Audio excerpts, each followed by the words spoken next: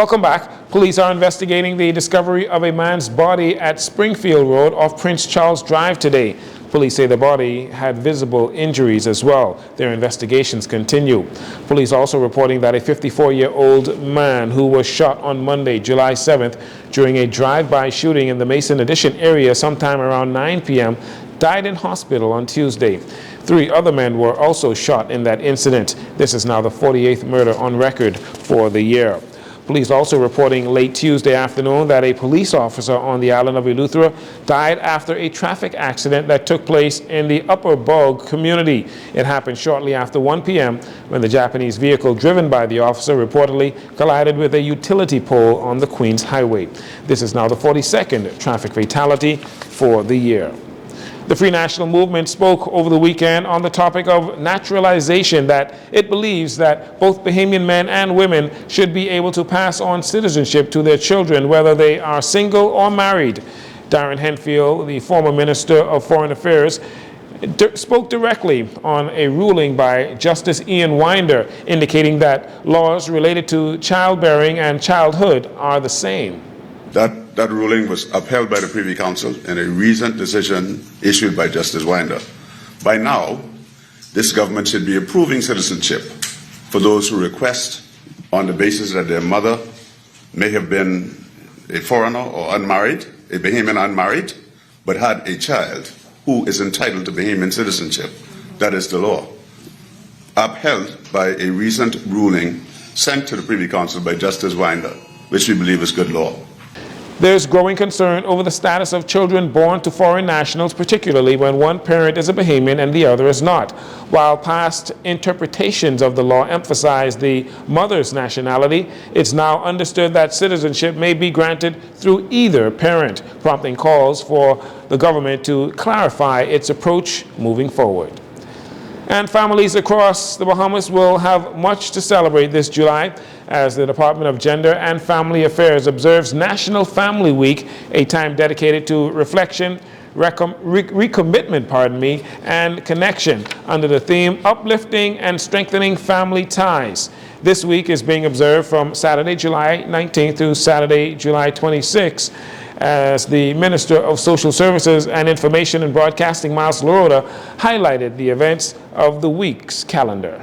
The calendar opened with 2 days of special church services on the 19th and 20th of July, encouraging families to reflect on their roots, heritage, and spiritual values. Married couples are invited to participate in a national marriage recommitment service on Sunday, 20th of July, 2025 at 6 p.m. at Living Waters Kingdom Ministries.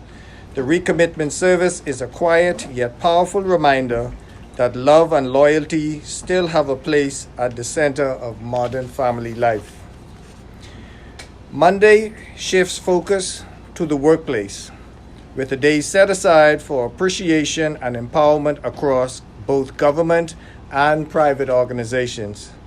It is an acknowledgement of the reality that many of us spend as much time with our work families as we do at home.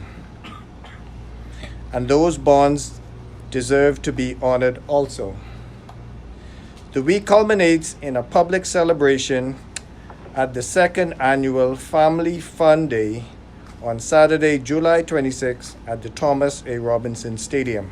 Minister Loroda said that the role of the Department of Gender and Family Affairs in national development extends far beyond facilitating programs or events. The department is tasked with advocating for gender equality, gender equity, strengthening family structures, and shaping public policy that supports healthy and resilient communities.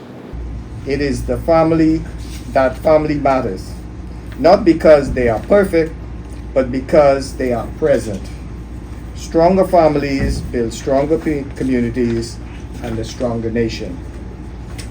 Whether through blood ties, shared history, or chosen loyalty, the family remains one of the most enduring forces in the Bahamian society.